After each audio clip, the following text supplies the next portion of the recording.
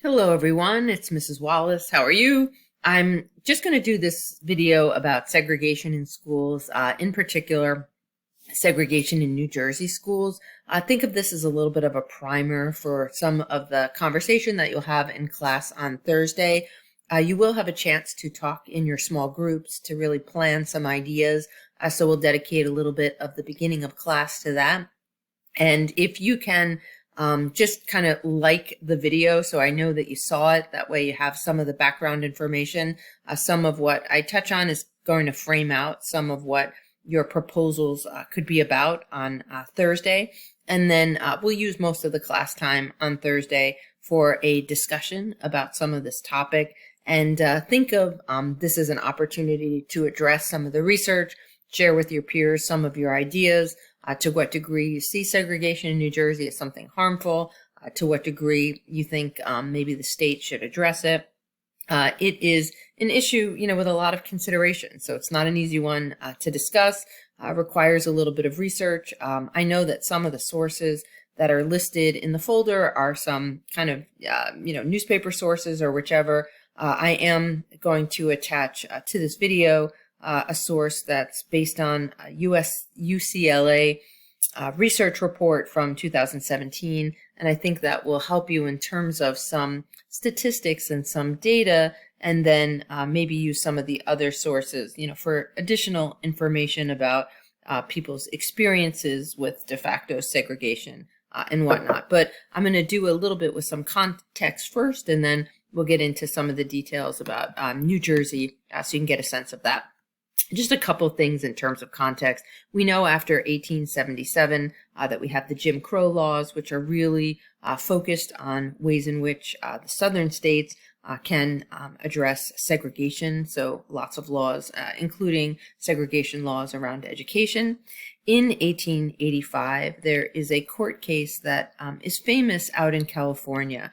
It's an important one to note. It's actually a case that involves Chinese Americans, where we also see issues of segregation in schools. And the family, the Tape family, is going to send, their children to schools, and the white school declines the students, at the front door. They're not able to attend, and so there is a lawsuit. And to some degree, the lawsuit is a success because the family will gain the right to attend the school, but the school responds by creating essentially a segregated school.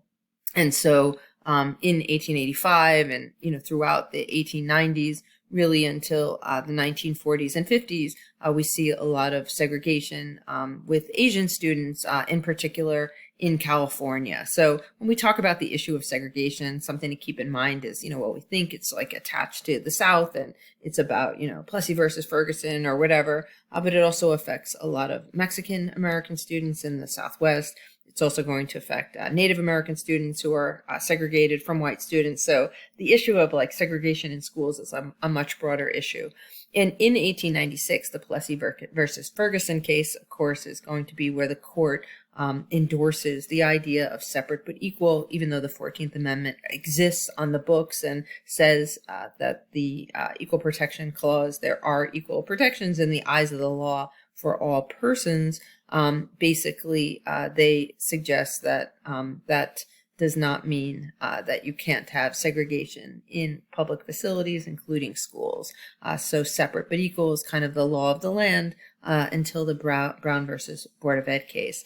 In 1909, the NAACP was formed. This is part of W.E.B. Du Bois and some of a multiracial group that is going to be involved in designing an organization that will push back against segregation. And one of the first things that the NAACP will do is try to address education, initially by ensuring that facilities are equal, and then by moving toward anti-segregation types of pushes.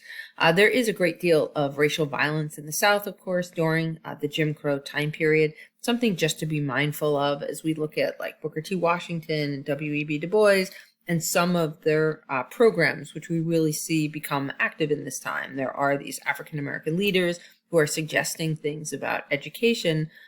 We do get a sense that This is in a heightened time of a great deal of racial violence. So some of their respective programs are connected to how African Americans can access education in a time frame and in a context where there's a great deal of challenge for African Americans to go to white schools.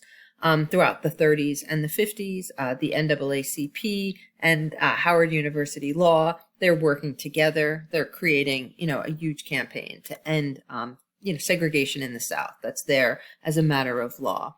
There are other court cases. We don't need to go into all of them, but there's a few court cases that are significant regarding the way in which graduate education might be accessible to African Americans. There's a lot of particular cases where the NAACP is behind efforts to try to broaden, educational experiences for people of color. In 1944, there's a very important case known as Mendez versus Westminster.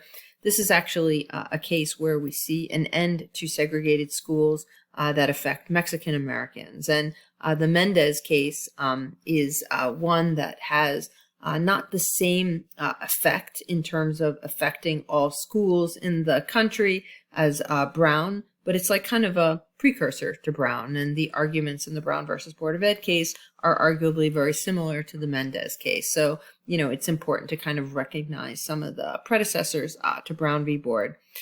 In the 1950s, early 1950s, so just kind of on the eve of the Brown versus Board of Ed case, we also see a great deal of efforts for desegregating other areas of life, including the U.S. military.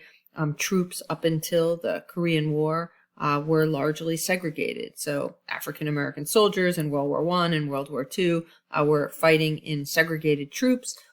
In the time period of the Korean War, we see desegregation of the troops, and Washington, D.C. as a capital city is also desegregated, at this time. The Brown v. Board of Education case is a really significant one. That's Thurgood Marshall in the middle of the image there. Initially, there is a case that is very similar to Brown v. Board. Some of the argument in the Virginia v. Davis case kind of gets taken by the NAACP, and it's going to be used at the federal level. The big argument here is the question, is segregation actually a violation of the Equal Protection Clause? Is it something that, if you have segregation, is it inherently unequal? In the first kind of hearing of Brown versus Board of Ed, there are justices that are talking about the case, and the Chief Justice is a justice by the name of Vinson. And the justice gets sick, and ultimately the courts hear the case a second time for re-argument. And in this case, the Justice Earl Warren is made Chief Justice, and ultimately, after a few months of particular discussion on this case, we see a unanimous court deciding in favor that the Equal Protection Clause does make school segregation unconstitutional. 1 year later, there is a suggestion in Brown 2 that some of the school districts in the South are going to need some time to actually make some of the changes. So a lot of the Brown case that says, well, segregation is now going to end, it doesn't happen like with a snap of the fingers and all of the schools just flip to being integrated. A lot of schools in the South that are white don't want to integrate, and so they're given some time by the Supreme Court, actually given more than a decade to figure out how they're going to integrate. So it takes some time, and there's actually a great deal of resistance. Massive resistance refers to the white backlash that we see against a lot of the civil rights efforts.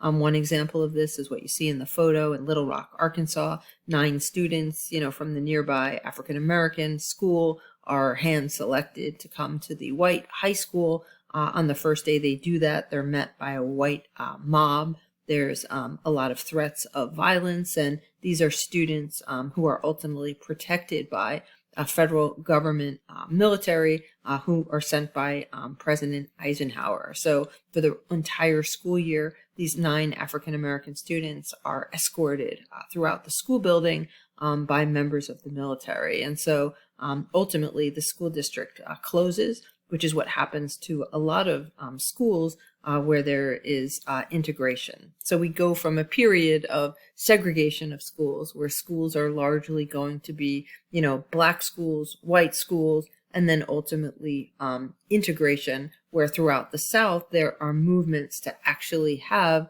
a great deal of, integration. By 1969, so this is now, many years after Brown versus Board of Ed, there's actually a court case that says, okay, you cannot segregate anymore. Like, you've had your time, you can't do it anymore. And so part of this is about now how schools are going to do it.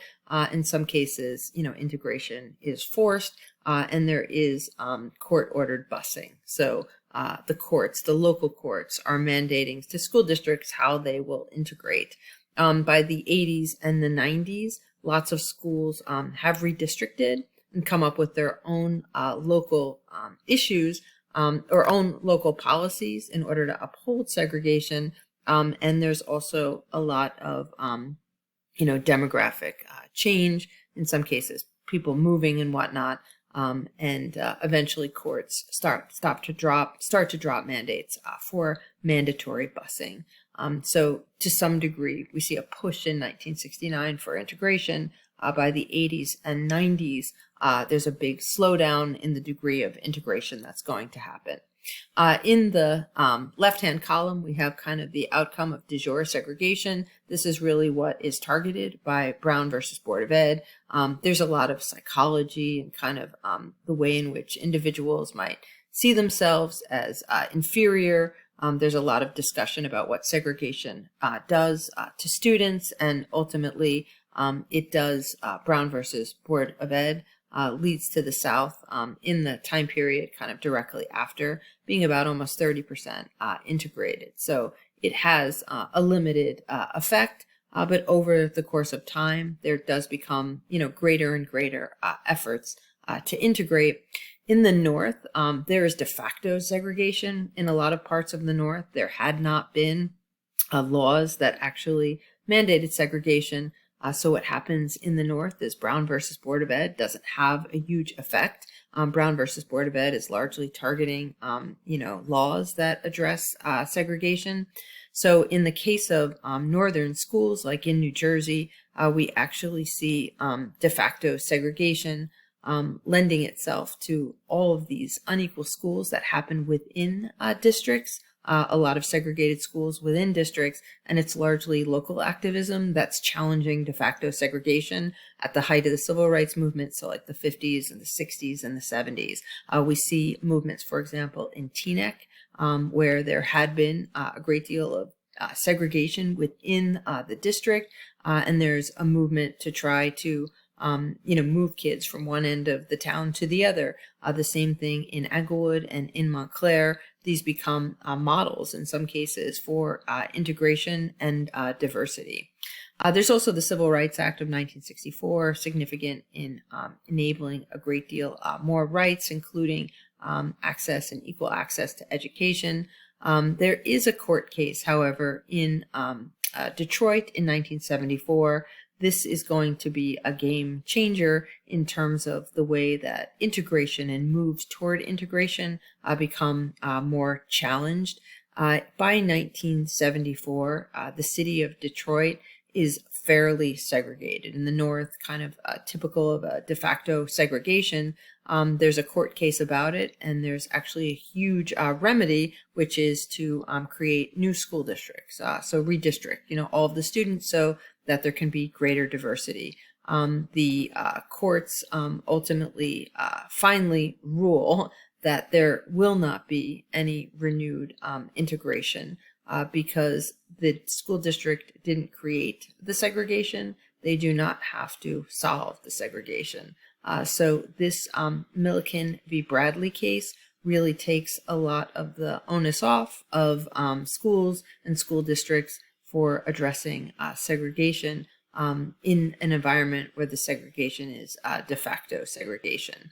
One of the things in New Jersey that's kind of unique, so we'll start to talk about New Jersey a little bit. New Jersey actually has in its state constitution the idea that de facto segregation is actually unconstitutional. New Jersey is a little bit unique We also have a part of our state constitution that says all students in New Jersey must have a thorough and efficient education. And some of the ways in which court cases happen that look at students who argue they're not getting a thorough and efficient education is maybe they're attending a school district where resources are not great enough, so there isn't a high enough per student, spending.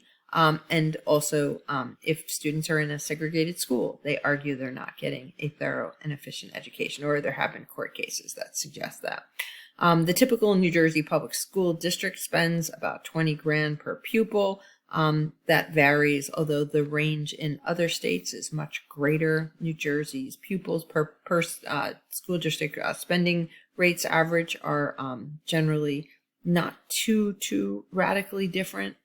This SFRA came out in 2008. It's an act about school funding, the School Funding Reform Act. It basically kind of gives a methodology that the state is going to pitch in some money, taxpayers are going to pitch in some money, the federal government pitches in like a couple of pennies. So it's mostly the state and taxpayers, and the state has a way of figuring out how much money it gives to school based on a base number that's based on a bunch of variables about the students that the district serves, and also regarding how much tax revenue the town might collect. So there's a bunch of variables that go on in New Jersey school funding formulas, and they've recently been re-looked at in an effort to try to enable greater parity, especially for those school districts that collect little in taxes and have students that have great high needs. We do know lots of places in New Jersey are underfunded. We also can make a case that just because schools are equally funded doesn't mean that students are getting equal education experiences. More money also doesn't always mean, better education. But there are lots and lots of issues with underfunding and lack of community resources in some districts with higher poverty rates, can be an issue. So sometimes the school spending might be on par with other schools in the state, but we might have communities surrounding the school that are very, very shy of resources that might also support students. Some schools, in other words, are in areas where there might be greater numbers of students in economic need, and that might be a factor that requires a greater spending per pupil. Some of this relates to segregation, of course, because there is a lot of intersection between race and socioeconomic status, and sometimes we look at segregation as being double or perhaps kind of triple segregation based on students who might be isolated for being economically disenfranchised, as well as or economically disadvantaged, also perhaps segregated in a racially segregated, and then also segregated based on English as a second language. That's another area that researchers are really interested in New Jersey. About 5% of New Jersey's students are English language learners, and that is a group that struggles a great deal when in an environment of being heavily segregated. A couple of things about New Jersey, and I'm actually going to refer to one chart and kind of try to do this quickly and then move to, let's see, this is the sheet that I want to look